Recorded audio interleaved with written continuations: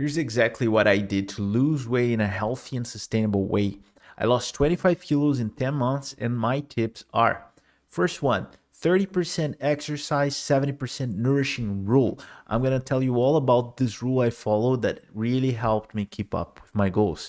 Second one, it's tracking your habits. I'm going to teach you how to track up your habits, how to understand them, and also how to create better ones. Three, reducing sugar and alcohol intake and how to do it in the best way by changing your environment. And the fourth one is how to work on your mental health. Okay, so first of all, talking about the 30% exercise, 70% nourishing rule, how does it work? So basically, most of your efforts must be focused on your nourishing because 70% represents a lot. Some people say that, oh, I exercise to eat, so that's completely silly. That's completely insane. So basically, as you can see here, a Big Mac meal McDonald's has something around 1080 calories.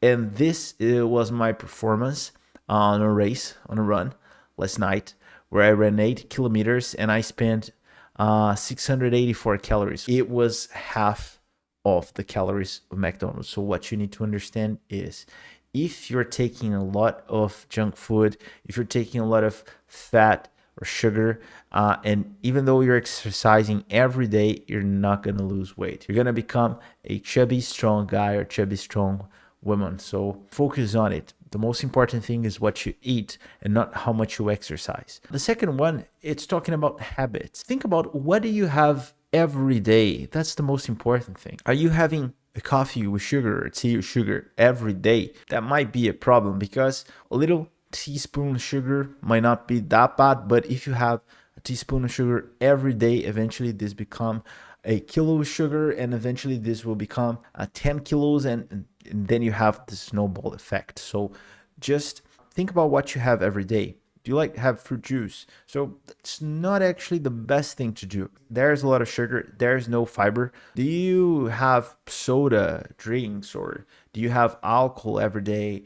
Do you have greasy foods or snacks? This is what you actually need to pay attention to, what you do every day, and track these things and try to cut them off by changing by nutritious things that you actually like. You have to maybe look for help with a nutritionist. This person can actually give you a very good idea on how to eat and trying to balance what you like eating and what is health for you. So you must find this balance. Remember that everything in the universe, it's inside a spectrum. So basically, you have cold and hot. For us, there are two different things, but well, this is basically temperature. You have a same thing with sounds. Sounds can be high, sounds can be low, and the same thing works for pain and pleasure. So if you're only looking for highly palatable foods, which I mean very tasty foods all the time, your efforts will be concentrated in the side of pleasure all the time. You'll be centered on the part of pleasure, which is negative, which will make you seek for more pleasure, more pleasure. Imagine where you're living. I'm from Brazil. I'm from the south of Brazil. Here where I live, a hot temperature is something around 35 degrees, and cold temperature for us, it's something around 10 degrees. Probably if you're from Canada or from a colder country, this idea of hot and cold is going to be completely different from you. So same thing happens with the pain and pleasure. So you have to look at your habits and what habits do you have that focus only in getting pleasure. Are you watching too much TV, playing too much video game? Are you watching porn? Are you having just super tasty, high in calories food? You better look at these things, look at your habits, and try to drag them all to the side of the pain. But which I mean, I don't want you to slap yourself on the face. I don't want you to get kicked on the butt.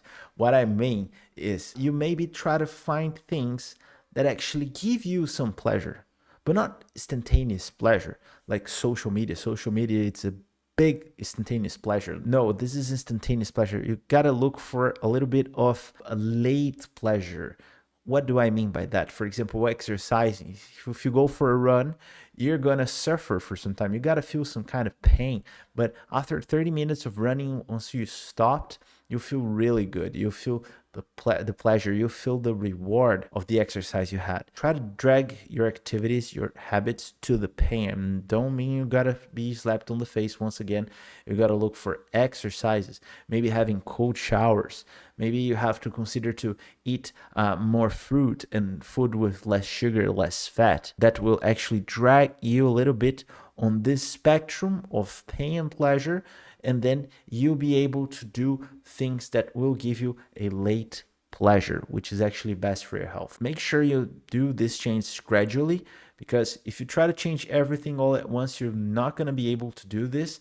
Remember, there was a research carried out with monkeys where they studied basically the functions on dopamine over the monkey's brain. They started giving a monkey, after a certain work, one raising, and they realized that there was a raise on dopamine levels on their blood. After the scientists started giving 2 raisins each monkey, the monkeys started to feel a little bit happier. They got a lot of bigger shot of dopamine, a bigger shot of reward. The monkey started to feel a little bit better, but after 2 or 3 times getting 2 raisins instead of 1, they got used to it, and now they're not that happy as they used to be. And then if you start giving the monkey 1 raisin again, the monkey will feel actually disappointed. So this is the point, guys. So looking for pleasure actually brings you to more pain, the pain of lacking of pleasure. So you gotta actually seek pain, and then this will come with pleasure as well. That's the secret. Okay. And the third rule, as I told you about, it's about reducing sugar. Try to cut it off completely. I tell you, little by little. Don't do extreme sudden changes in your life that you're not going to be able to keep it up. You're not going to be able to make it a sustainable habit. And increase fruit. Juice isn't interesting.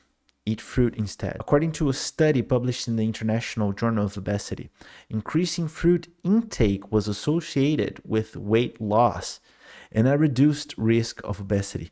So people are actually going crazy when they start counting out calories out of fruit. I don't know, an avocado has this amount of calories, or a watermelon has this amount of calories. So this is quite silly, because you're actually taking a lot of fiber, and there's some kind of magic that happens inside your body that won't count these calories. You're not gonna get a belly full of fat out of eating mangoes or oranges.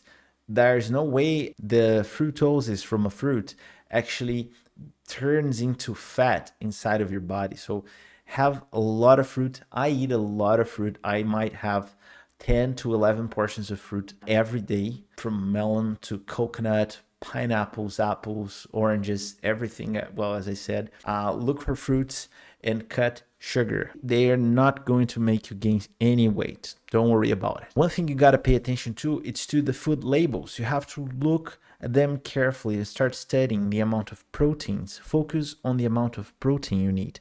Some people may say you should ingest 1.6 grams of protein for each kilo you have. For example, for me, I weigh 93 kilos, so I need to get something around 130 grams of protein every day, and that keeps me full. So when I get this amount of protein, I don't feel like, craving. I don't crave food. I don't feel like I need to eat something all the time. When you're reading food labels, you gotta look for different names that sugar might have. It could be called like corn syrup or dextrose or fructose. These details really matter, so pay attention to them. Once again, go back for habits. Try Diet Coke and cut off juice, or if you're gonna have juice, make sure this is not gonna be in your routine. The next step, I know it's a kind of a delicate subject for most people, but it's about alcohol. Alcohol is terrible if your focus is on losing weight, because it actually slows down your metabolism. So which means your body starts burning less fat. It increases appetite. Imagine the circumstances. You're in a bar, so you might have some fish and chips, or you might have some fried food or some snacks with the alcohol, and of course this stimulates your appetite and lower your inhibition, so it makes it more difficult to resist to unhealthy foods. Besides calories, you have to pay attention to the context also. Usually drinking in Brazil most of the time associated with smoking, which is actually really bad for your health. Alcohol also can disrupt sleep. So if you drink a lot of alcohol, you can have fatigue, you can decrease energy levels, and it can make you harder to get to your deep sleep phase. This part of your sleep, it's really important to get to 16 to 33% of your sleep on your deep sleep level.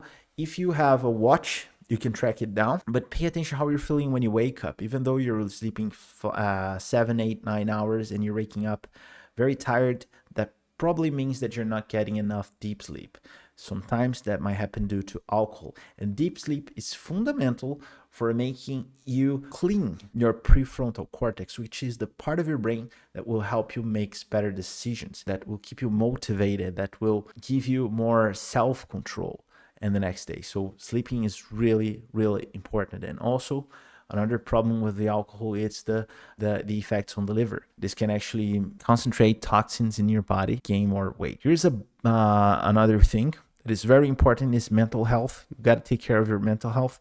Have you ever heard of the word hedonism? Hedonism is a word that means it's an attitude, an action you do, which the only goal is seeking pleasure.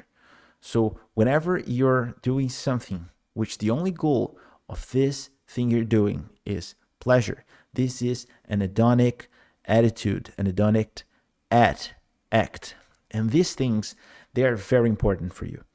You need hedonism. You need to seek pleasure, for example, to balance your emotions. So if you're getting a stressful day, you might feel like having a cigarette. If you're having if you fought with your partner, you may feel like ordering some pizza at night. So think about it. Reduce stressors, which will help you keep up with your mental health and will make you need less hedonic acts. So you will seek pleasure less, which will make you keep up with your goals. So look for your mental health, take care of your emotions, reduce stressors, analyze your environment, and make changes that can actually have a more mental and emotional balanced life. Make sure also you have a free meal every week where you can order whatever you feel like. That will help you with your mental health as well. And what really helped me, I have to say, it's going to a psychologist. I know it's not everybody can actually pay for it, so that really helped me out with this process of losing weight. And that's it. There is one more extra tip that I maybe think some of you would think it's quite difficult, but it's having cold showers. Cold showers actually increased my energy levels, and it helped me alleviate symptoms of depression, helped me alleviate symptoms of food craving. So there are actually a lot of studies carried out that talks about the increases of immunity of your immunity system, and but this is just like something you could do as a test. I did it, and I felt much better. I have been having cold showers for 6 months now, and I feel really good about it. Remember, you are in control of your life. Seek the middle path, and you will exceed your goals, you exceed your expectations, and you're gonna lose weight. You're gonna live a healthier life, and you're gonna be happier. This is it. Thank you so much for watching this video. Have a nice day.